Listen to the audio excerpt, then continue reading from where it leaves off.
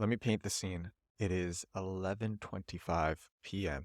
I'm sitting with my friend in a very luxury black marble, super high ceiling hotel lobby bar. There's other people here. There's music playing. I have a microphone in my hand. I'm going to be using Descript Studio Sound after this in order to get out the background noise, so you won't hear that much of it. There's blue lights everywhere. So blue lights contrasting on this black marble. This space is so big, it's so vast. In front of me, there's a guy in a suit having a deep conversation about, sounds like pretty private government affairs, to be honest. I'm in this small city in Poland, and there's an empty espresso in front of me. It's late. I had some coffee. I haven't recorded this daily podcast, and I am not going to miss a day. And also, I heard something crazy, very black hat about SEO, about search engine optimization, about building links. And I think sharing this, especially given this very dark setting that I'm in, black marble, blue lights, I think sharing the story with this ambience is going to be so perfect. It's a short story. I'm going to keep this a short episode, especially given the time, and I'm going to edit this personally afterwards. But it's definitely an interesting link building method. And it's also not a very ethical link building method, but it is interesting and it will make for an interesting show. And I have to share it. I can't say where I heard this. If you don't know what link building is, the basics are in search engine optimization. If you want to show up on Google for keywords, you need what is called domain authority. And you get that domain authority by having websites linking to your website. And the more authoritative a website that links to your website is, the more it benefits you. The more it makes you seem authoritative, and that lets you rank for the keywords, for the search terms, that makes you show up on Google for the words and the phrases and the sentences that you want to show up for. So you want lots of these links. They're called backlinks in SEO. You want lots of these links. That's the basics. There's a whole field around this. It's called link building, whole field around this. And there's a lot of different people who try to game the system. Normally, you're supposed to just write great content and maybe you share it somewhere and people find out about it and it's so good that people link to it naturally. Maybe it's an infographic, maybe it's an article, maybe it's a video, and it's just so good that people link to it. So useful that people link to it. What your product or service or your content is so good that people link to it. And that's how it's supposed to work. And so many people will try to game the systems. And there's so many interesting stories of people who are doing that. This story that I'm going to tell, I do not advise this. This is not ethical. So I am not recommending this. I am not advising it. I do not do this, but I am going to share it because I have a marketing show, a deep marketing show where I share deep marketing hacks, tricks, stories. I don't even know what deep marketing is. I'm making that word up, but it sounds good in this setting where I share these stories and these things that I'm learning or things that I've done or that other people have done. This is one of these cases where somebody else did this. So I'm going to share it. I can't say who did this. I can't say how I heard it, but I can say it's a fake it till you make it type strategy. So without further ado, this is the strategy. So I'm going to just kind of change the story a little bit to make the person more anonymous. So the person is in the HR niche, the human resources niche. And this person does not really have a serious newsletter, not serious at all. But the person made a landing page for an HR newsletter. Person is just using MailChimp.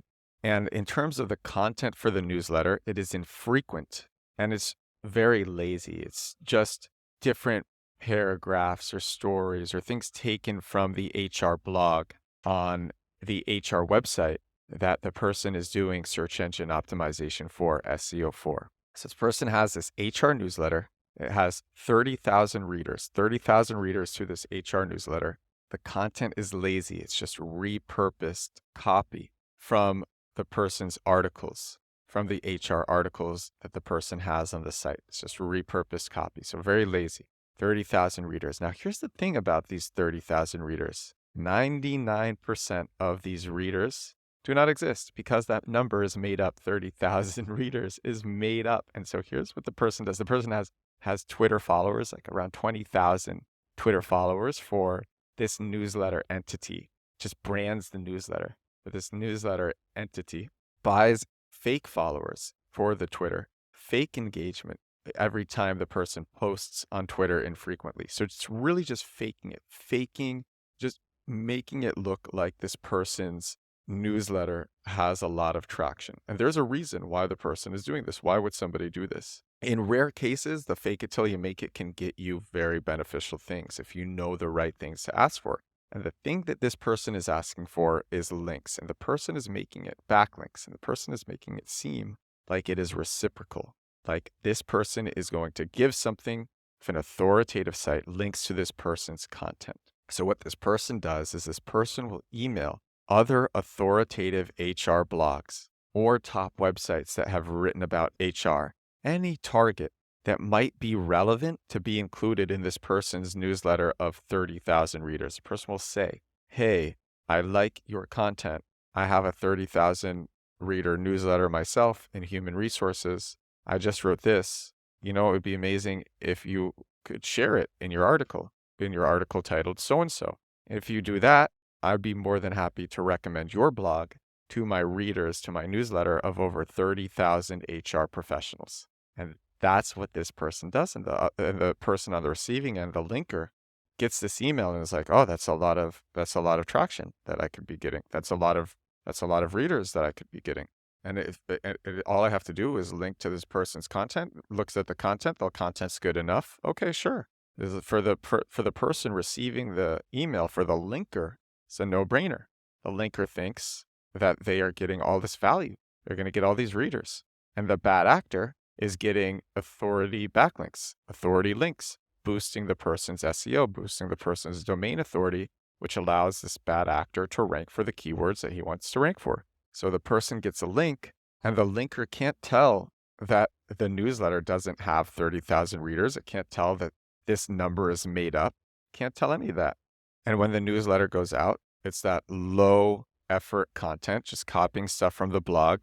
And in the middle of the newsletter, it says, here's what I'm reading, links to the linker's website. And because this newsletter only appears in email inboxes, there's no link juice passed when the person recommends the linker's blog. So it's not reciprocal links. Reciprocal backlinks do not work as well. When two entities link to each other, it's called link juice when you give authority to one website. But if the other website links to you, then it's giving that authority back. So it kind of does nothing. That's like an easy way to look at it. So reciprocal links are not as powerful for link building, for building SEO domain authority. But because this is an email, it's not reciprocal. It's one-sided. And then when the linker doesn't really see any boost in traffic from the newsletter, they don't really care about it most of the time because they still see that they're linked in the newsletter. They still see that the newsletter has a lot of engagement on Twitter. It's fake engagement. Most of the time they can't tell. And then they get the backlink. It's just that simple. These bad actors just lie and they get links like this. Linker doesn't get anything. They think they are getting relevant press. They don't get anything. The bad actor just gets a bunch of high domain authority backlinks to key articles that are important to this bad actor, articles that target lucrative keywords that will bring either a lot of traffic or a lot of customers. And that's this black hat strategy. It's pretty low effort for the bad actor. And it's one of those fake it till you make it strategies that even in the latter end of 2023 works. Definitely a non-ethical strategy, definitely not ethical. And I think it goes well with how dark the ambience of this lobby bar is. It really is. It's a dark place, but it's cool. I like that. I like the dark vibes. There's these huge support beams. I mean, I think the ceiling is, how tall is the ceiling? 25 feet? Maybe 25 feet. There are these huge support beams in it. Enormous black support beams right in the middle. Black marble everywhere. Me and my friends sitting at this corner table, at a black wood table. I'm not even making this up. This really is a scene. And me sitting here recording a very dark black hat SEO podcast. This is episode 138 of The Edward Show. Can't believe how many episodes I've done. Somehow I've made it to 138. It feels good. I wonder what the future holds. I'm excited to find out. Look, the black hat stories are interesting, but remember, this show is all about shortcuts, for sure. I mean, it's about marketing success. Shortcuts sometimes are part of it, but the ethical part of the show says, just remember that the ultimate shortcut, I'm going to be corny on this one. I'm going to be corny on this one. I hope you forgive me because I've shared some dark stories, but I'm going to I'm going to be corny.